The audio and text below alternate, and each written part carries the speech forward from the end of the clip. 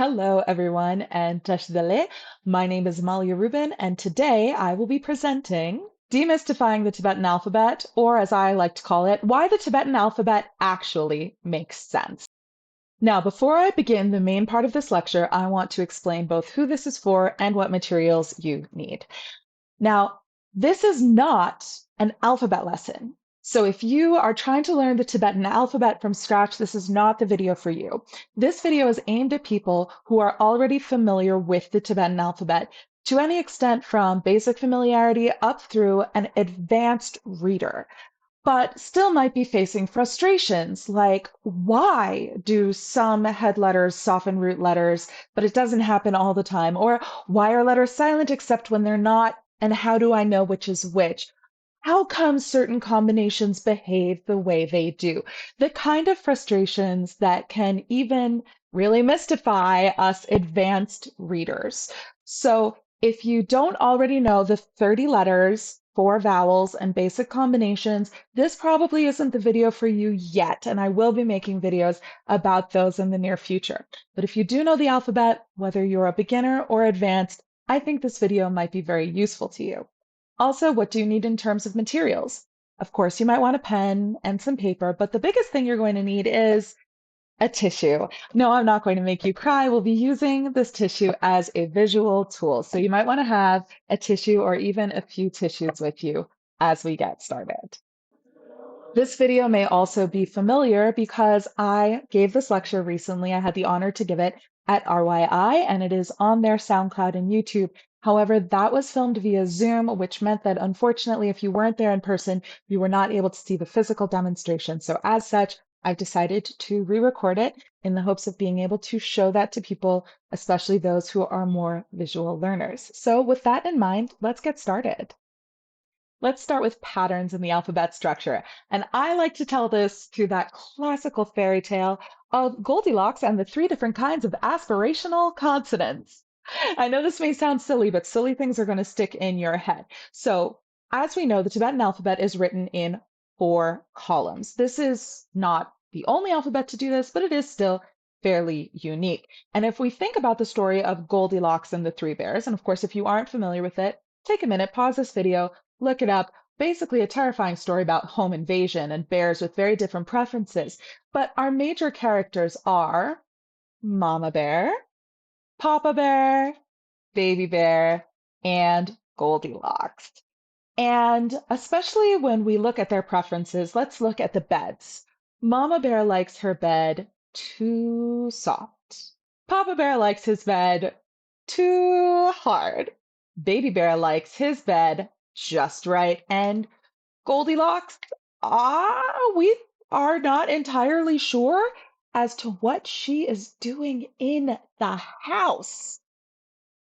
Now you're probably thinking, what on earth does this have to do with the Tibetan alphabet? I promise you it does. And because this is silly, you are going to remember it. So let's get started with the first row of the Tibetan alphabet.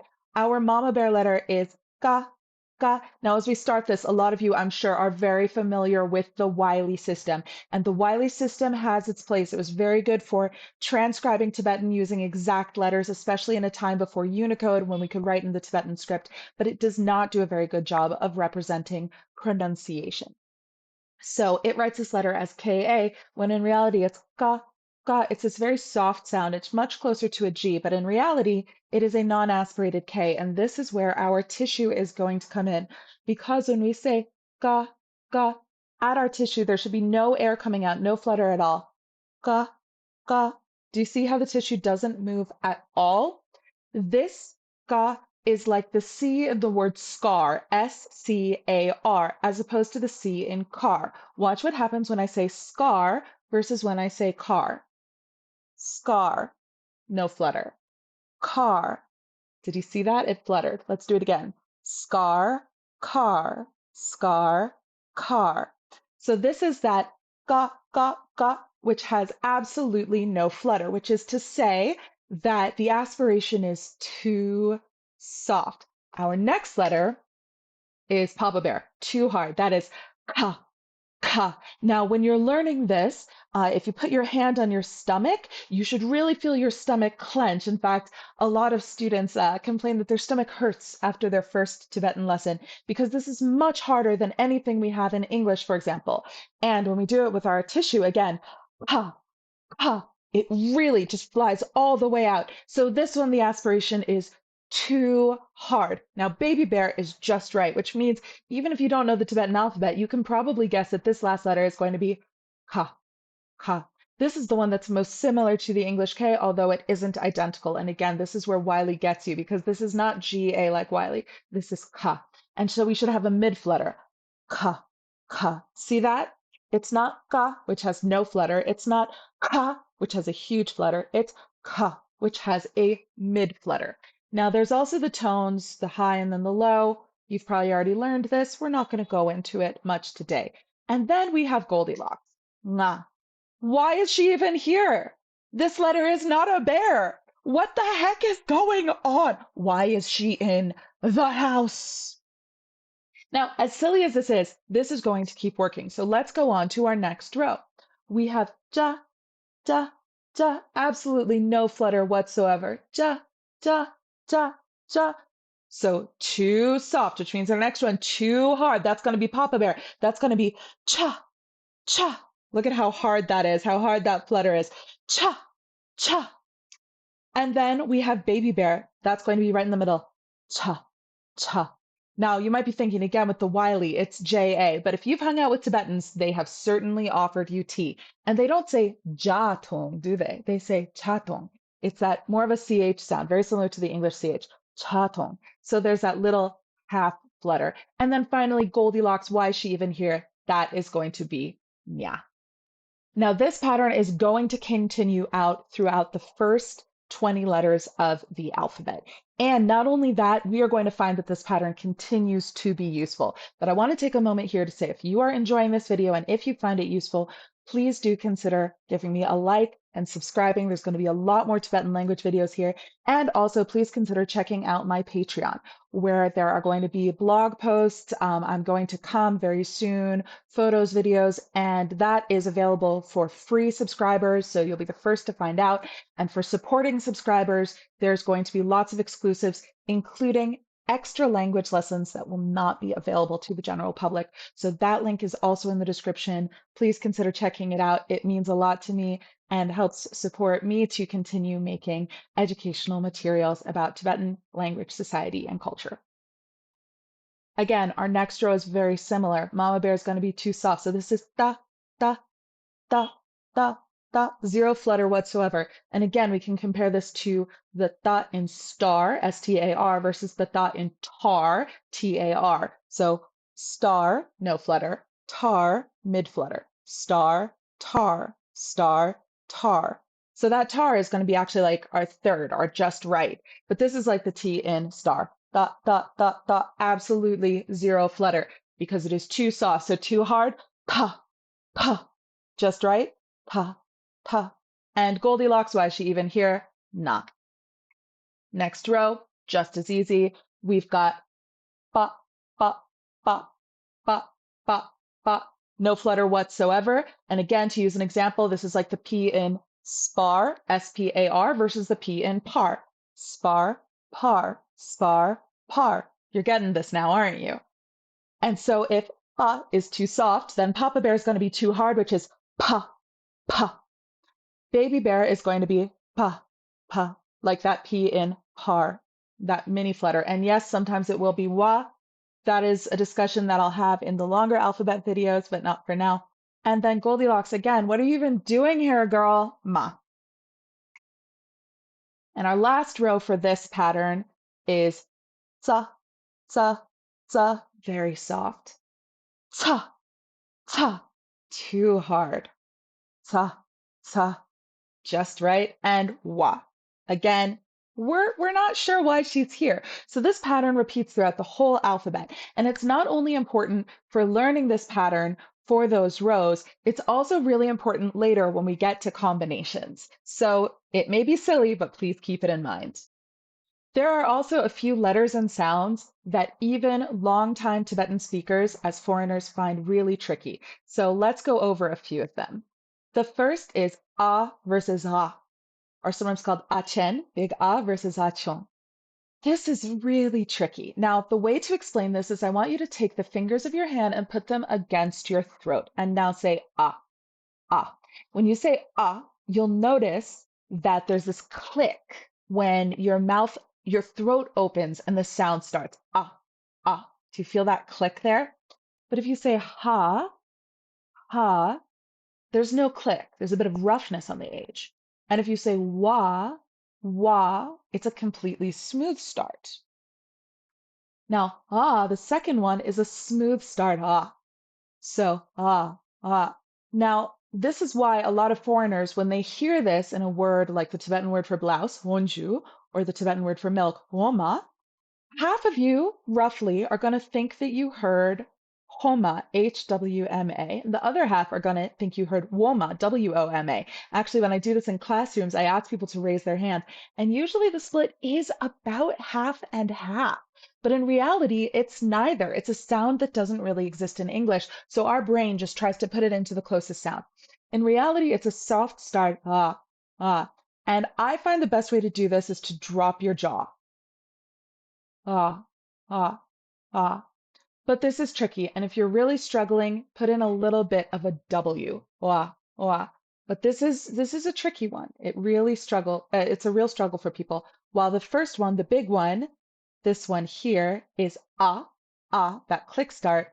This one is ah, ah, that smooth start.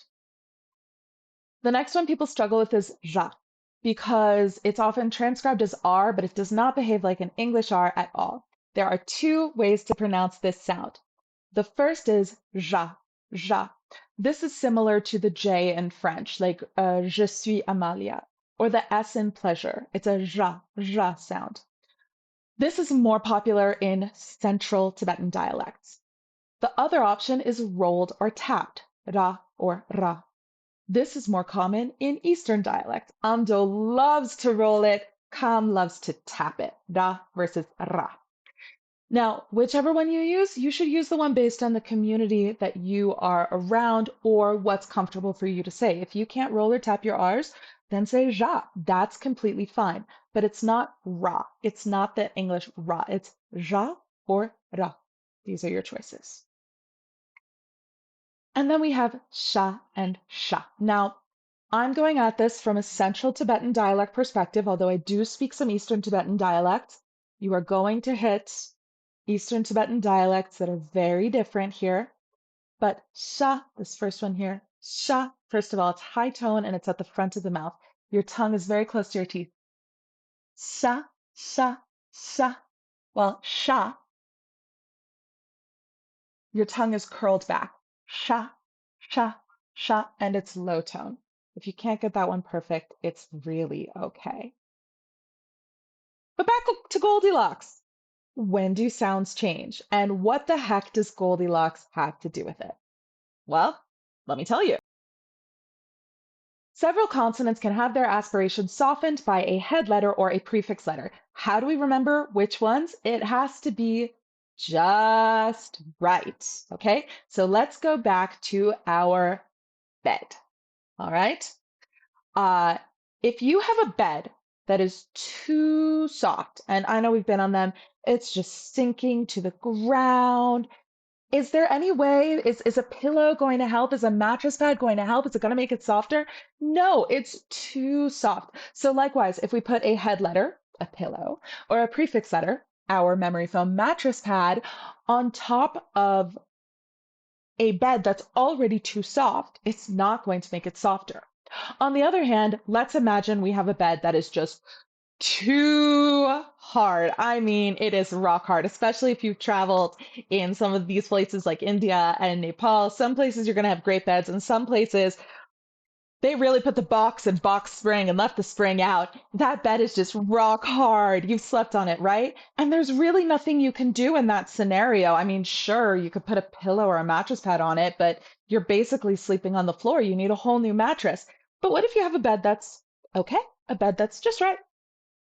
Well, you can put your favorite pillow on it or a good mattress pad on it and soften it and make it fit your needs. So in the same way, the only root letters that can have their aspiration softened by a head letter or a prefix letter are the just right letters.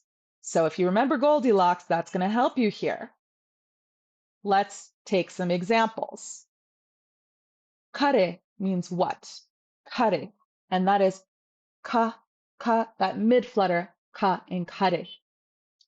But if we take ga as in love, or go as in head, or go as in door, the aspiration is completely gone. With ga, we've put a prefix letter. We could say that's our mattress pad. Same with go. And with go as in door, we've put a head letter. We could say that's our pillow. So we went from ka to ga. We've completely softened that aspiration. But if we have a too soft letter like ka and we put a ra on top, so rakataka like kangba, like foot, it's still going to be ka, ka. Or how about ka, ka? If we put a prefix letter like mao in front of it, like kin, it's still going to be kin, like kimpo. It's not going to change to kin. So if it's too soft, we can't make it softer. If it's too hard, we also can't fix it. So we think about it like those beds. But what about subletters and suffixes? Do they also change? Well, let's take the example of our bed again. If I put a pillow underneath the bed, is it going to make the bed any softer? No, absolutely not. It's going to change the overall shape of the room and the furniture and the decor, but it's not going to make the bed any softer. What about if I put a pillow after the foot of the bed? Here, I'll even move myself there, you see? Is that going to make the bed any softer? No, absolutely not. So in the same way, when we have subletters or suffix letters, they can change the shape of the room, which is to say, the sound of the syllable, but they cannot actually soften it. For example, all of these letters have yata, which makes them into kya type sounds. But the first letter is too soft with a suffix, and it's still going to be kya, too soft. The second letter is too hard. Sorry, not suffix, subletter. The second letter is too hard with a subletter. Kya. The third letter is just right with a subletter. Kya. So kya, kya, kya. It still has that exact same pattern of hardness and softness because we've put a pillow under the bed. We're not actually softening the bed, but we've changed the shape of the room. Same with a combination that we may find less logical, the bayatas. It goes bayata, cha, payata, cha, payata, cha, cha, cha, cha. See that? Again, no flutter, hard flutter, mid flutter. So the suffix, the subletter does not change how hard it is, even if it changes this overall shape of the sound. If we have ga, which is a just right letter, and it has a rata underneath, it's tro, tro. See that mid flutter? And this means like grain. But if we put a prefix letter, it becomes dro, dro. It completely softens. Dro means to go. And the same is true, for example, of the name Drolma, Drolma. It's not Trolma, it's Drolma. So you can see that the only thing that can impact it is the head letter or the prefix letter, because the only thing that can impact a bed is going to be on top of it or at the head of it, not under or at the foot of it, and it can only impact just right letters. Now let's take a moment to perfect your vowels because this, oh man, this is one of the clinchers when it comes to accent problems. Tibetan has 4 vowels and 7 vowel sounds. So we'll start with the first 5 vowel sounds. The first is the inherent a, and then we have gigu, which is i. We have shabchu, which is u. We have drengbo, which is e. We have naro, which is o. One of the big problems we have with people whose native languages are things like English, Russian, and sometimes Mandarin Chinese is that in these languages, there's a lot of slippery vowels. As my brother likes to say, your diphthong is showing. Because, for example, in English, we say a. That's actually two sounds, a. Or O, we say o. That's two sounds. In Tibetan, it's not like that. So if you speak Spanish, you're really in luck here because it goes a, I, u, e, o. A, I, u, e, o. So for example, the word year, lo, should be lo. It should not be low, like in English. The word re for is shouldn't be ray. It should be re. So keep your vowels really, really crisp. This is one of the top accent mistakes we hear among foreign learners, especially coming from English, Russian, or Mandarin Chinese speaking backgrounds. And then there's the issue of the umlauted letters, and ü. A lot of people struggle with these unless they come from languages that already have them. So German speakers, you guys are so lucky right now. How do we do this?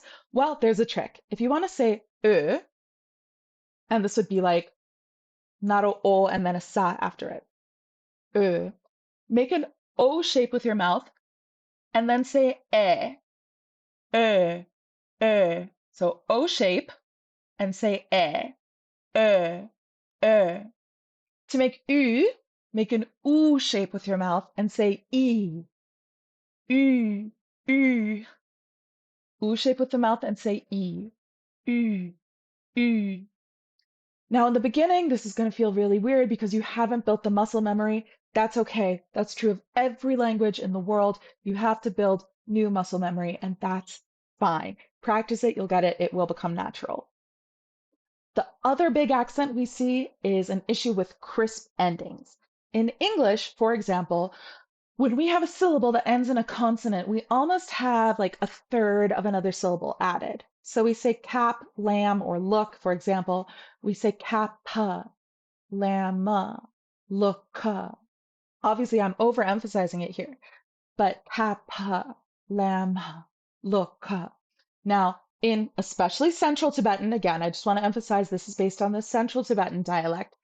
Terminal consonants are terminal. That means the sound is done. Your mouth is shut. No more air is coming out. So the first word we have, cup, means needle. Cup, done. Not cup, cup, done. The second word, lum, which means path. Lum, not lum. Shuts it right down. Lo, which means read. Lo, lo.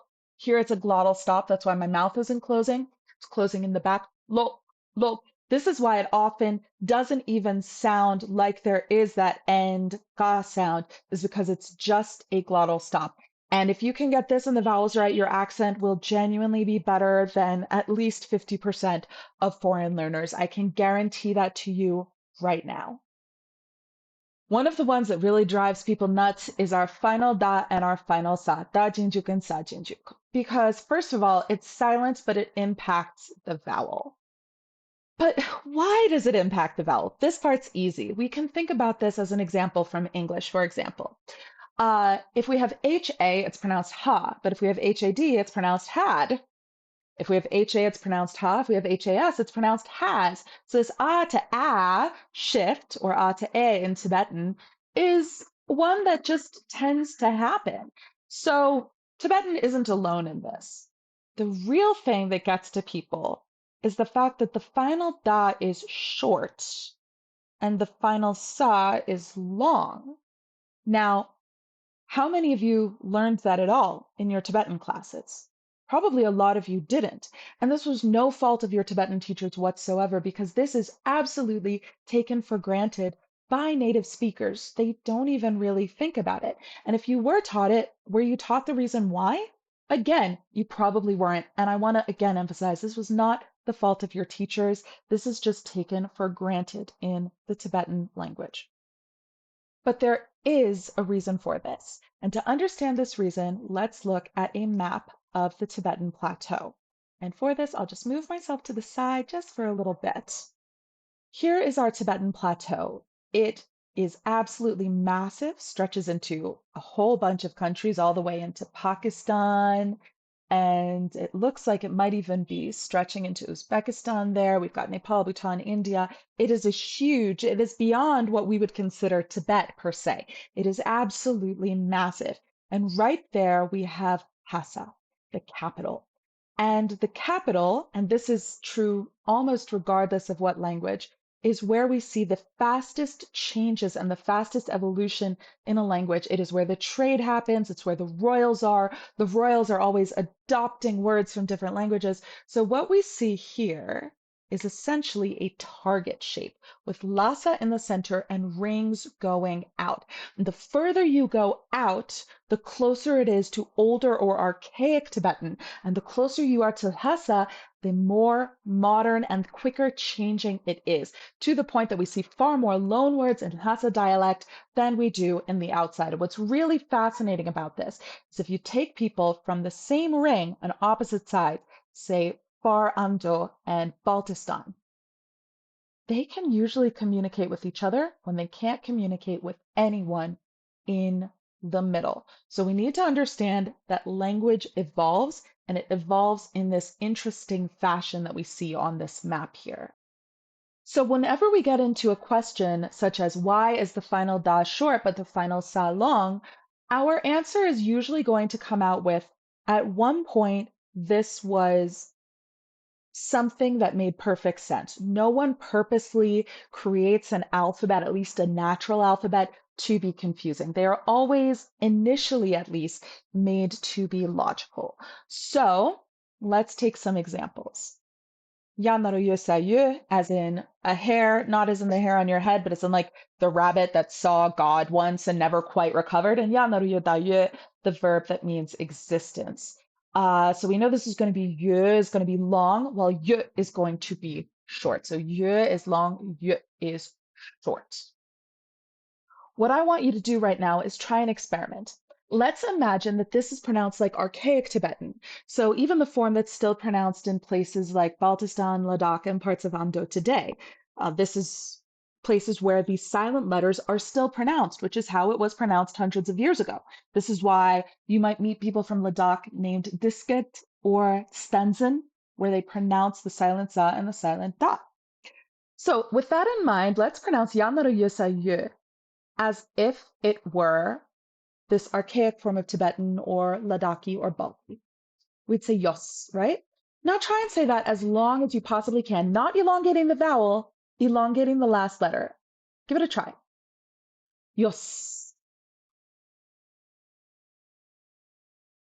Test your lung capacity here. If you can do it for long enough, you're safe to travel at high altitude.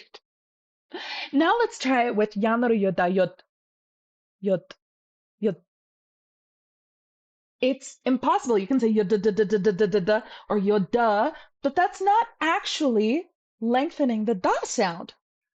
So what we have here is that the sound over time, especially in Central Tibetan, has become silent, but the impact on the length of the sound has remained. So y remains long, while y is short. And what's really interesting is this is still true among secondary suffixes. For example, laga, la is hand, very short, la. But laga se la, as in tashi la, gen la, tsering la. We don't say tashi la, gen la, tsering la. We say tashi la, gen la, tsering la. Because long ago, this would have been pronounced lux. And you could say lux as long as you want. And this is why most people, at least in Central Tibet, say tashdale. They don't say tashdale. Again, this is Central Tibetan, okay? Further we go, outside of the rings, this changes. And believe it or not, we can even see this in English language in our lifetime or our parents' lifetime, as clearly demonstrated here. Yeah, okay. Yeah, for those of you who really love this stuff, you can understand this. But for the rest of us, let's move on. The point is we do it in English all the time. Let's take the word button or Tibetan. And this is especially for American English, where we've seen a shift happen in the past 40 years. I specifically remember this as a conversation when I was in kindergarten, because 40 years ago, we would pronounce these as button and Tibetan, but now we say button and Tibetan. Well, what's going on there? We've removed the T's in the center of button and the T in the center of Tibetan, so that instead of saying button and Tibetan, we're saying button and Tibetan. Now I'm overemphasizing it here, but if you say it quickly, button, Tibetan, most of us at this point are not saying this. Now, 40 years ago, this was considered improper. In fact, the reason I learned the word glottal stop at the age of 4.5 was that my kindergarten teacher apparently pronounced words like button as button. And my parents mentioned that it was actually a concern about proper speech. Now it's considered completely normal. So this has become silent, but its impact on the word has remained. We pronounce it button or Tibetan. We don't pronounce it button or Tibetan, button, Tibetan. So in the exact same way, the letter has become silent, but its impact on the length of the sound has remained. And if you're ever struggling to remember which one's the short one, which one's the long one, now you have a test. Yos versus yot. There you go. So now you can remember it and you know the logic behind it. Now for one of the main questions I get. Why do those combos do that? Because there are combos in Tibetan that are seemingly illogical. And once again, the answer is in the old days, they weren't illogical. Languages outgrow their alphabets over time. Why is this? Well, let's think about it. Something that's written down, we've got hieroglyphs from Egypt from 6,000 years ago, right? It's as close to permanent as you're going to get. On the other hand, if I ask you to tell me what I said just 30 seconds ago in this video, verbatim, word for word, without rewinding it, the vast majority of you would find that completely impossible. So spoken language is as close to impermanent as we can possibly demonstrate. What ends up happening as a result, the spoken language changes while written language doesn't change nearly as quickly. To give an example, in English, light used to be pronounced licht. Knight, as in a knight in shining armor, used to be pronounced knicht. Knicht. And if you know anyone who knows like Chaucer, things like that, they can demonstrate this for you. Once again, languages were not created to be mysterious in this way. They were made to make sense, but the spoken language outgrew it. What does this mean in terms of Tibetan? Well, let's take some of the combos that are really tricky for people to remember.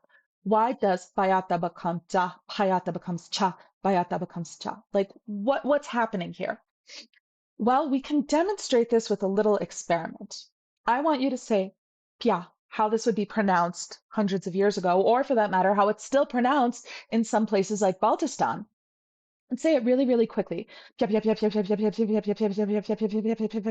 As fast as you possibly can. And you're going to notice you're starting to make a sh sound, aren't you? So what happened is it went from bia to sha to sha to cha over time. And you can see this perfectly demonstrated by that target again.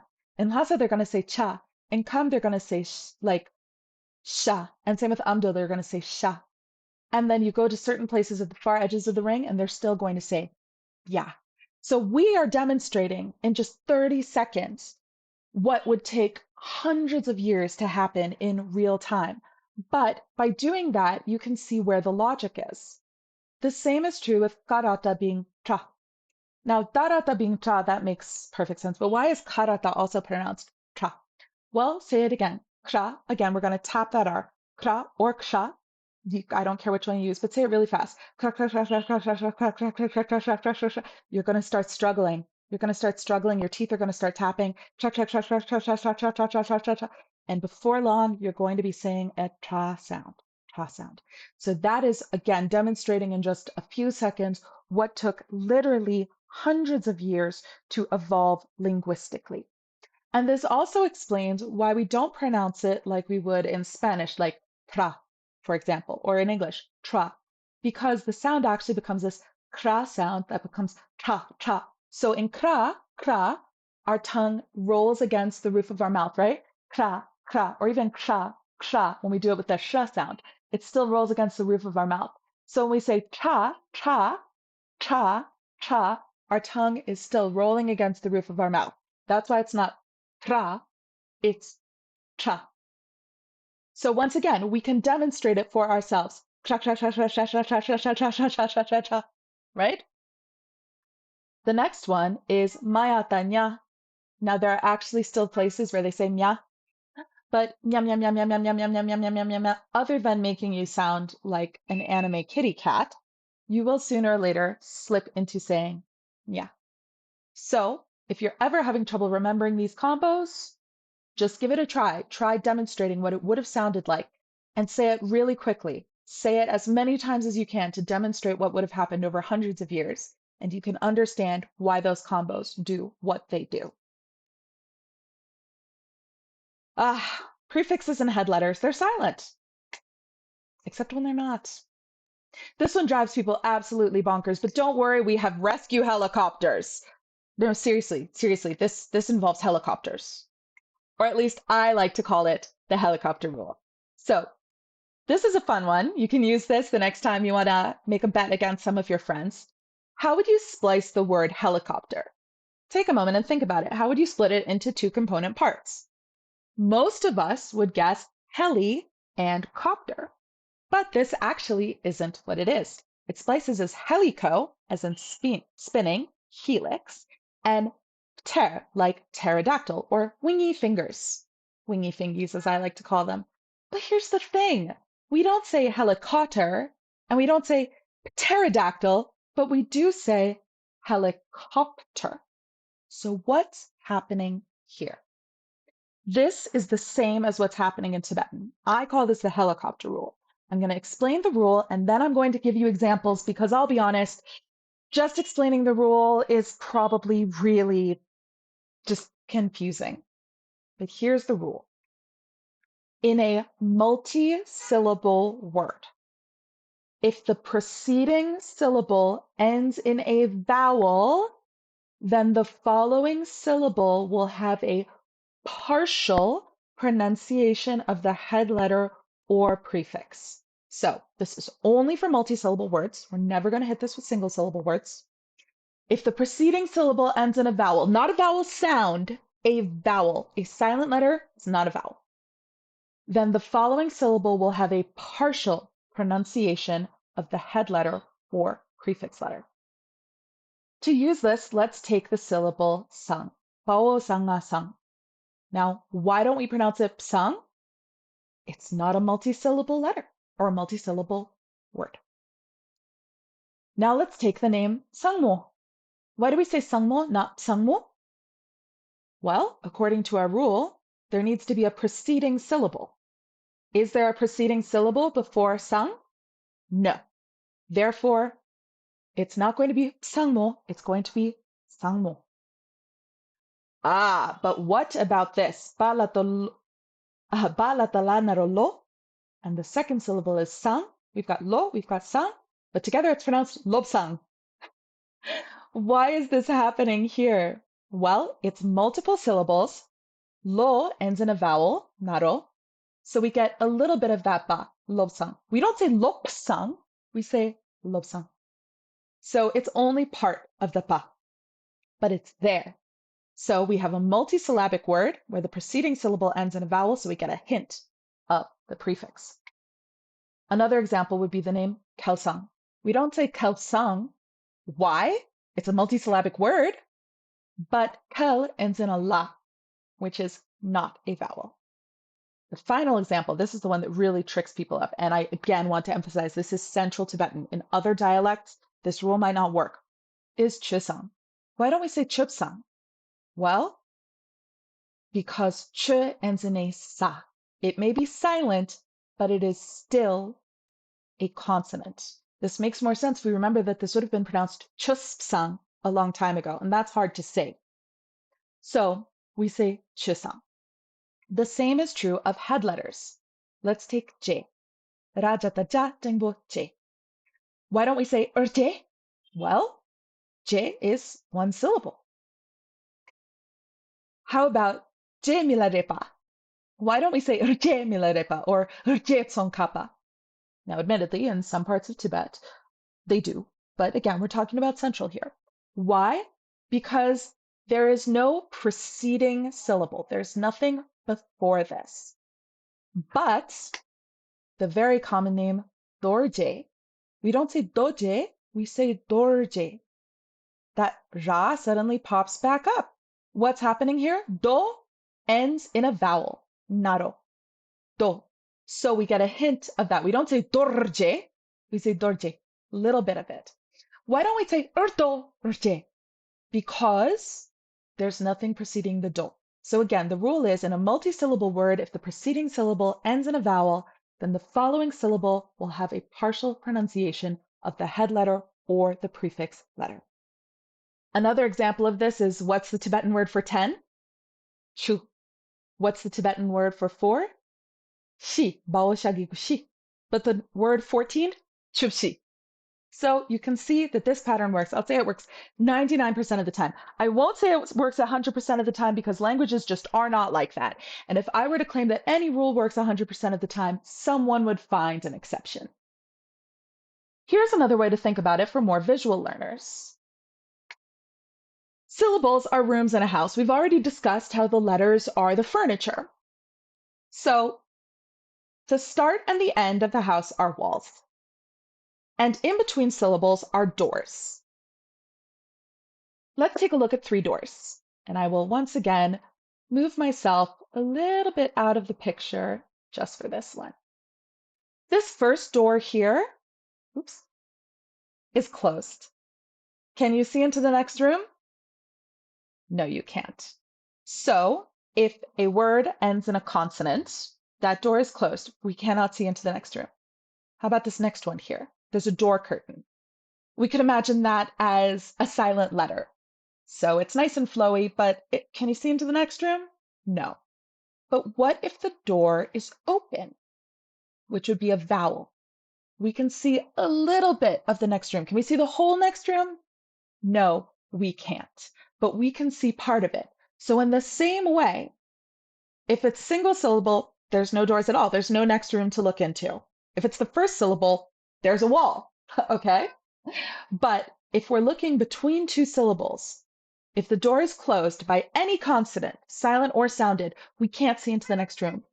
But if the door is open, a vowel, then we can see at least part of the next room, even if we can't see the whole room. There's a few little bits of this that are confusing. The first is the nasal sound. We hit this especially with the a and ma prefix letters.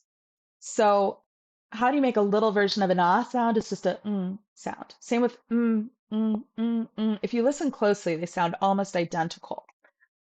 So this is why kundun, it should be ku and dun, but ku ends in a vowel, dun, and starts in a ma, so we get kundun. It's just that little nasal there. Another example is du, ao dashu tu ga tu, and mindu. It's me and du, but when we put the together, it becomes mindu because mi ends in a vowel and du starts with an a, so mindu.